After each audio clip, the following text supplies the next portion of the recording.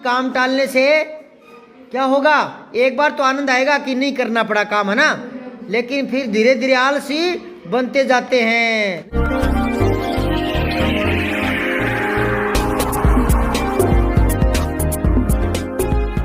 कक्षा 8 कार्य पत्रक 71 संवेदनशील मुद्दों को पढ़कर समझना और अपने अनुभव रख पाना।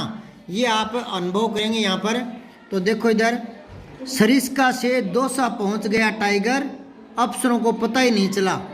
ये समाचार जब लिखते हैं ना तो अंश चुनते हैं जो आकर्षक होते हैं और उन्हें शीर्षक बनाकर, हेडिंग बनाकर ऊपर रख देते हैं। अखबार में आपने देखा होगा, है ना, मुख्य जो बात होती है ना उसका थोड़ा टाइटल बना देते हैं वो। देखो आगे, अलवर टहला, सरिस्का अभयारण्य से निकलकर एक बाघ करीब 30 किलोमीटर दूर दौसा के रतनपुरा तक पहुंच गया। हैरानी की बात यह है कि 5 करोड़ के थर्मल पेसिंग कैमरों, वन विभाग की निगरानी टीम, मॉनिटरिंग कंपनी और अधिकारियों को इसका पता तक नहीं चला। रतनपुरा निवासी ने रेंजर को सूचना दी तो सरिस्का से आनन फानन में यानी तुरता फुर्ती में टीमें मौके पर पहुंच गई। वहां बाघ के पग मार्क यानी पैरों के निशान मिले। ये देखो, पग हिंदी का शब्द है, मार्क अंग्रेजी का है। जब दो भाषाएं मिलकर एक शब्द में, दो भाषाओं से, है ना, तो उसको बोलते हैं संकर शब्द। से ऊपर बिंदी कह रहे शंकर, एक होता है शंकर, वो होता है शिव, ठीक है। ये शंकर होता है मिश्रित, मिश्रण, मिश्रित, दो भाषाएं, विभिन्न अलग अलग भाषाओं का, तो ये शंकर शब्द है। जैसे रेल, RAIL, रेल, लेकिन हम उसको यूँ लिखते हैं रेल, अंग्रेजी का शब्द आगे हिंदी का गाड़ी लगा देते हैं, तो ये भी संकर शब्द है, ठीक है। तो पग मार्क मिले। बाघ कौन सा है यह देर रात तक वन अधिकारियों को पता ही नहीं चला। तो ये कोई समाचार छपा हुआ था अखबार में, तो इस तरह से हेडिंग तैयार किया जाता है, ठीक है ना। जो मूल बात होती है उसी का कोई वाक्यांश बना करके जो आकर्षक लगे, ठीक है, तो ये निशानी होती है समाचार की, इस तरह से छपते हैं। अब आप देखें, टाइगर कहाँ से कहाँ तक पहुँच गया था? सरिस्का से दौसा के निकट रतनपुरा तक। ये पहला आ जाएगा इसमें, ठीक है ना, ठीक है। फिर है, टाइगर के पहुंचने का पता किसे नहीं चल पाया था? अफसरों को नहीं, किसी को भी नहीं पता चला। ये करो, ठीक है ना। केवल अफसरों की बात नहीं है, उसने और भी बताया ना, मॉनिटरिंग कंपनी, है ना, थर्मल पेसिंग कैमरे, कैमरों को भी पता नहीं चला। नहीं समझे क्या? तो किसी को भी नहीं पता चला, दे लिखना है। फिर है, सरिस्का जाना जाता है, किसके लिए जाना जाता है, यानी क्यों प्रसिद्ध है? अभयारण्य के लिए। एक यहाँ बता रहा हूँ, गौर करना, अभी तो आप छोटी कक्षा में हो, बाद में पता लगेगा। ये शब्द कंपटीशन में आता है तो वहाँ 4 लिखे होते हैं, ए बे से दे, और उन 4 में कहता है कि शुद्ध शब्द छांटो, तो उन 4 में 3 तो कोई और होते हैं। एक अभयारण्य, तो वो यूँ लिखता है ए आधा भे या रे अणे ये, अभयारण्य यूँ लिखता है। और कई सोचते हैं कि आधा ही होगा, आधा नहीं होता, वो पूरा होता है। तो फिर ये कैसे बना? ये होता है ए भय और आगे है अरण्य, अरण्य बोलते हैं जंगल को, तो ए और ए आ, ये आ गया, ये आ, ठीक है ना। तो अरण्य है या अरण्य, ए और ए आ होता है, ये होता है अरण्य। अरण्य बोलते हैं जंगल को, वन को। और ए भय, भय रहित, तो यहाँ भय आधा कैसे आएगा? आधा आ ही नहीं सकता। भय तो ये होता है, इसमें भय आधा होता ही नहीं। और ए भय, जहाँ भय नहीं हो, यानी वो सुरक्षित स्थान जहाँ पर ये जो बाघ वगैरह है वो अभय होकर, निर्भय होकर के विचरण कर सकते हो, है ना, उन्हें उसे बोलते हैं अभयारण्य। अभय अरण्य, अभयारण्य। अब समझ गए क्या? भय मूल शब्द है ना यहाँ, तो आधा नहीं हो सकता वो भय। कई किताबों में आधा लिखा होता है या कई जगह शब्द शुद्धि में, तो ये ध्यान रखना आगे। अब है, टाइगर की सूचना किसके द्वारा दी गई थी? रतनपुरा के एक निवासी ने दी थी। फिर क्या टाइगर सरिस्का वापस आया होगा? यदि हाँ तो कैसे? सोचकर लिखो। क्या लिखोगे? लिखो टाइगर वन अधिकारियों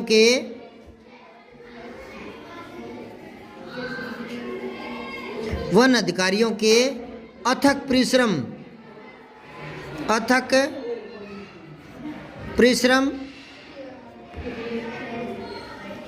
तथा साहस व सूझबूझ से वापस आया होगा, यूं लिख देना, ठीक है ना। अब आगे देखो, यह समाचार कहाँ का है? अलवर का। कहाँ का है बेटा? जहाँ का समाचार होता है ना वो सबसे पहले ऊपर लिख दिया जाता है, जगह का नाम, और यहाँ तारीख भी लगा दी जाती है। चलो अब आगे देखो, आप अपने विद्यालय की बाल सभा का समाचार बनाइए। अब आपको है ना सुबह सुबह जो बाल सभा होती है, या कभी शनिवार को शाम को हाफ टाइम में बाल सभा करवाते हैं, तो उस बाल सभा को आपको अखबार में छपवाना है, यानी उसका आपको समाचार बनाना है।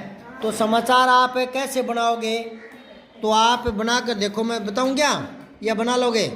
पहले तो यहाँ लिखो बाल सभा के नाम से ना शीर्षक तैयार करो एक तो, ठीक है ना। तो कोई भी शीर्षक बनाओ, जैसे अपने लिखो राजकीय उच्च माध्यमिक विद्यालय की बाल सभा, है ना, यूं करके हेडिंग बना दो, ठीक है, ऊपर। समझ गए? अब यहाँ अपने विद्यालय का नाम लिख दो, राउमावी, और यहाँ बाई तो लिख दो, जगह का नाम लिखना होता है ना। अगर कोमा लगा करके बाढ़ में लिखो तो बाढ़ में लिखने की जरूरत नहीं होती, ठीक है ना। और अब आप समाचार लिखोगे तो क्या लिखोगे? यूँ लिखना, स्थानीय विद्यालय राजकीय उच्च माध्यमिक विद्यालय जोधपुर ढूंगढाणी में शनिवार को बाल सभा का आयोजन किया गया, जिसमें बच्चों ने सांस्कृतिक कार्यक्रम प्रस्तुत किए, और इसके अलावा खेल कूद प्रतियोगिता का भी आयोजन हुआ, गायन प्रतियोगिता, भाषण प्रतियोगिता, जिसमें कक्षा 8 का विद्यार्थी भाषण में प्रथम स्थान प्राप्त किया, और खेल कूद का भी कोई टीम का नाम लिख देना कि विवेकानंद ग्रुप इसमें विजेता रहा, इस तरह से करके और लिख देना, ठीक है ना। अब आओ 72। अब देखो कार्यपत्रक 72, पढ़ी सुनी विषय वस्तु पर अपने स्वतंत्र विचार लिख पाएंगे। कोई चीज़ आपको दिखा दी जाती है, या बता दी जाती है, या सुना दी जाती है, या दिखा दी जाती है, तो उस पर आप क्या सोचते हो, क्या आपके मन में विचार आते हैं? तो पहले देखो, यहाँ हम अक्सर कार्य को टालते रहते हैं ना, कई बार आलसी हो जाते हैं। तो क्या आपने सोचा ऐसा क्यों होता है? कार्य को टालने या समय से न करने पर क्या क्या हानियां हो सकती है? आइए सोचिए व लिखिए। पहले तो ये बताओ, क्या आप कभी किसी कार्य को टालते हैं? आज तक नहीं टाला? जो काम जब करना होता है उसी समय कर देते हो? कभी ऐसा हुआ नहीं कि आपने सोचा कि ये काम चलो कल करूँगा? जैसे आज आपको होमवर्क मिल गया हिंदी का, और आपने सोचा अब नहीं करूँगा, शाम को करूँगा, या शाम को सोचा कि अब तो सो जाता हूँ, खेल लेता हूँ, और सुबह उठ कर करूँगा। टालते नहीं हो क्या काम को? हाँ, तो अब ये बताओ वो आपने काम क्यों टाला, क्या वजह रही? तो ये कह रहे हैं कार्य टालने का कारण आपको लिखना है यहाँ, ठीक है। और फिर कार्य टालने से होने वाली हानियाँ, मान लो एक प्रार्थना पत्र मैंने आपको घर से लिखने को दे दिया, ठीक है ना, लिख कर लाना है। अब आप उसको टाल दिया, आपने नहीं किया, तो पहले तो ये बताओ कार्य टालने का कारण क्या रहा, आपने क्यों टाला होगा? अक्सर टालते हो ना, तो क्या कारण रहा होगा, या क्या कारण हो सकता है कि आप उसको टालते हो? बताओ क्या कारण होगा? या तो स्वास्थ्य ठीक नहीं हो तो सोचे हो कि आज मन नहीं करा, सुबह करेंगे या शाम को रात को करेंगे, बोलो। या हो सकता है आपका खेलने कूदने का मन हो कि अब तो खेल करा दे, यही है। या हो सकता है खिलाड़ी ने काम कह दिया हो, क्या काम है कि भेड़ चरा के लाओ या बकरियाँ चरा के लाओ, हो सके, यही तो होते हैं ना। ये तो मैं बता रहा हूँ, आपको बताना है क्या कारण हो सकता है, यही तो होंगे। एक दो कोई अलग हो सकता है तो वो बताओ, ठीक है।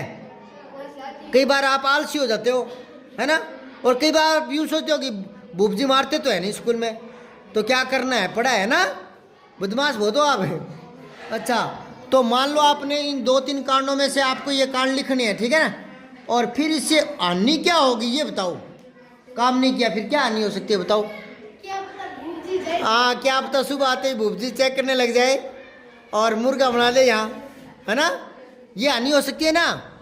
और क्या हानि होती है, ये तो एक पल की हानि है, एक बार डांट पड़ती है। बड़ी हानि क्या होती है, सबसे बड़ी हानि होती है आप धीरे धीरे ऐसा करते हो ना, काम टालते हो, तो आप आलसी व्यक्ति बन जाते हो। सबसे बड़ी हानि, नहीं समझे, तो ये लिखना है आपको, लिख दोगे। एक तो लिखोगे कि विद्यालय में दंड मिल सकता है, एक लेट लतीफी करने की आदत पड़ सकती है, और धीरे धीरे आदत के लाचार हो जाएंगे तो आलसी बन जाएंगे। ये लिखना है 3 लाइनें, ठीक है। लिख दूं या लिख लोगे। अब है कार्यपत्रक 73। विभिन्न घटनाओं, संदर्भों, अवसरों को अपने शब्दों में लिख पाओगे। देखो, आपने पाठ्य पुस्तक में बदलू काका की कहानी पढ़ी है। इस तरह आप अपने गांव शहर के किसी परिचित कारीगर पर एक छोटी सी कहानी बनाकर अपने शब्दों में लिखो। अच्छा सुनो, बदलू काका पढ़ी है नहीं आपने? बदलू काका लाख की चुड़ियों का काम करता था ना, लेखक उसके पास जाते हैं, है ना। तो ऐसे ही आपके गांव में कोई खाती का, बढ़ई का काम करता है, या कोई और, जैसे आपके यहाँ वो अगदड़ा में वो चद्दरें बनाता है एक, तो वो है, या कोई और कोई चीज़ बनाता है ना, लोहे का सामान, या कोई मान लो कुम्हार है, मिट्टी के बर्तन बनाता है ना, तो उसके साथ की कोई बात है ना, उसी आधार पर बदलू काका वाली जो कहानी है, आप 10-15 पंक्तियाँ जो भी है आपकी छोटी सी कहानी लिख कर लानी है। मैं कल चेक करूँगा कि आप कहानी का रूप कितना तैयार कर सकते हो। जो कमी आएगी उसको मैं बता दूंगा, पहले प्रयास करना। कार्यपत्रक 74 देखो, व्यवहारिक व्याकरण, संधि युक्त शब्दों को पहचान पाएंगे। ये देखो, राम और अवतार, तो राम ए ना, यहाँ ए और ए क्या हो जाएगा, आ, ये रहा आ, तो ये बन गया रामावतार। और कपी, ई है ना, ई, इसके आगे फिर बड़ी ई है, छोटी के साथ बड़ी, तो बड़ी बन जाता है कपीस, है ना। ये दीर्घ संधि है। कौन सी संधि है? दीर्घ मतलब बड़ा, दीर्घ रूप है। या तो दीर्घ ई बन जाता है, या दीर्घ ऊ बन जाता है, या आ बन जाता है दीर्घ संधि में। अब यहाँ देखो, ऊपर 2 शब्दों को मिलाने से नए शब्द बने हैं, इसी प्रकार आप भी 2 शब्दों को मिलाकर नए शब्द बनाइए। धर्म और अर्थ, धर्मार्थ, ये ए और ए आ हो जाएगा यहाँ, तो लिखो ध, मैं के ऊपर रे, आ की मात्रा, फिर थे थन ऊपर रे, धर्मार्थ, धर्म और अर्थ, धर्मार्थ लिख लिया। फिर आगे भोजन और आलय, तो भोजनालय, होटल को बोलते हैं, होटल को भोजनालय, भोजन का, आलय, आलय होता है घर, भोजनालय। सुर प्लस में इंदर, सुरेंद्र, ई से पहले ए है, आगे ई है, तो ए की मात्रा लगाओ, ए बन जाता है, तो ये हो गया सूरे, सुरेंद्र। फिर है गुरु उपदेश, ध्यान से सुनो, ये रू छोटा है, ऊ छोटा है यहाँ, और ये ऊ छोटा है, तो छोटा ऊ और छोटा ऊ बड़ा हो जाता है, तो यहाँ ऐसे लिखोगे छोटा गु बड़ा रू। बड़ा रू कैसे बताया था? गुंडी आती है, गुंडी आती है बड़े रू ना। गुरुपदेश, गुरु प्लस में उपदेश। फिर ये पर और उपकार, हाँ, ऊ से ओ बनता है, जैसे महा प्लस में उत्सव तो महोत्सव, तो ऐसे ही पर उपकार तो परोपकार, परोपकार, ठीक है। फिर है यथा, आ आगे ई, तो ए बनेगा यथेष्ट, ये थे आधा श उठता है, यथेष्ट। यथेष्ट लिख लिया गया, या बोर्ड पर लिखो? अब है लघु प्लस में ऊर्जा, हाँ लघु ऊर्जा, छोटा ऊ और छोटा ऊ बड़ा, तो ये हो जाएगा ले बड़ा घू और जा पर रे लघुर्जा, ठीक है। और फिर है विद्यालय, क्या लिखोगे? विद्यालय, और ये दे के पैर में ये भी डाल सकते हो विद्यालय वाला, मैंने आपने देखा है ना कई बार, तो ये भी आप लिख सकते हो, विद्यालय एक ही बात है। अब आओ शुद्ध संधि रूप के आगे सही का चिन्ह लगाना है, मार्क लगाना है, ठीक है। तो राजा प्लस में ऋषि, राजर्षि,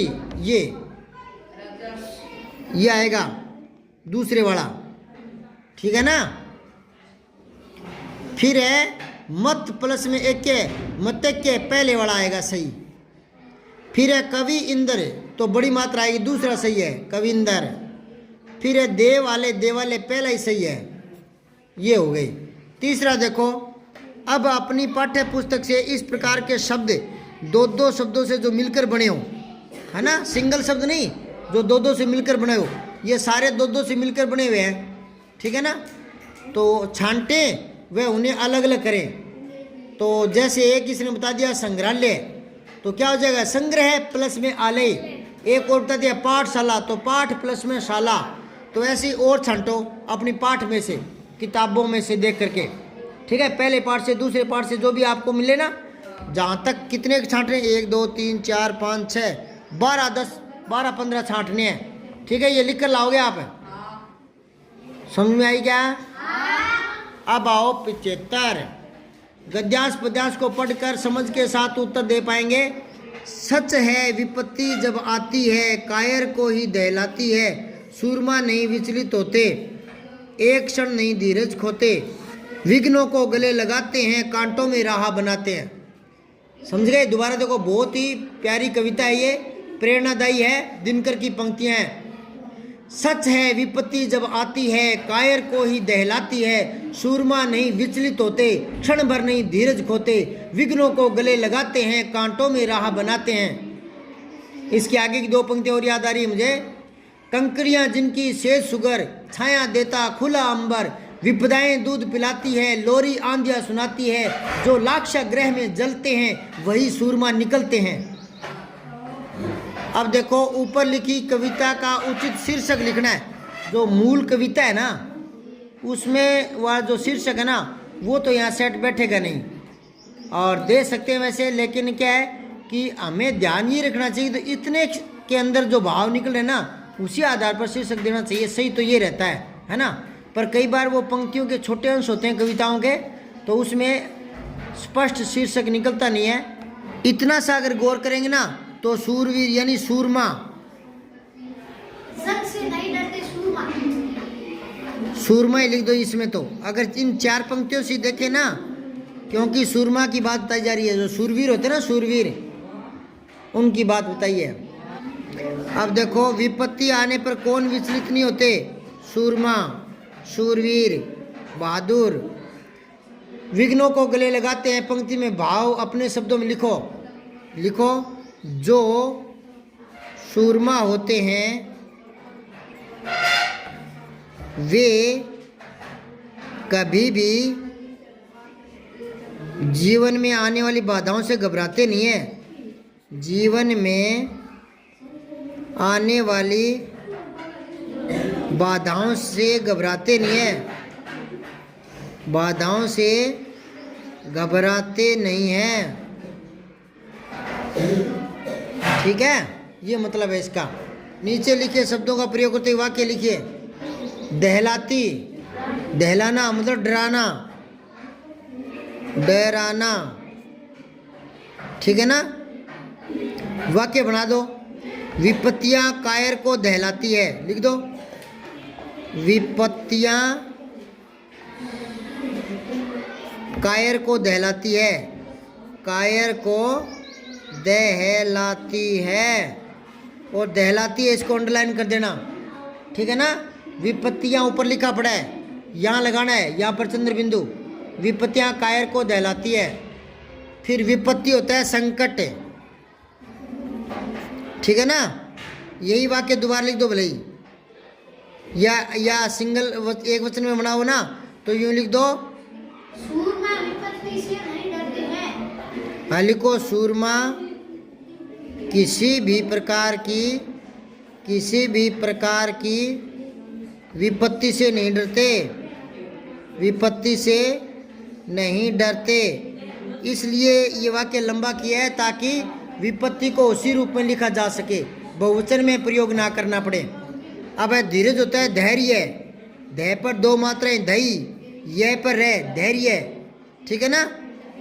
तो इसका वाक्य बनाओ, शूरवीर धीरज नहीं खोते। लिखो सूरमा या शूरवीर धीरज नहीं खोते, धीरज नहीं खोते।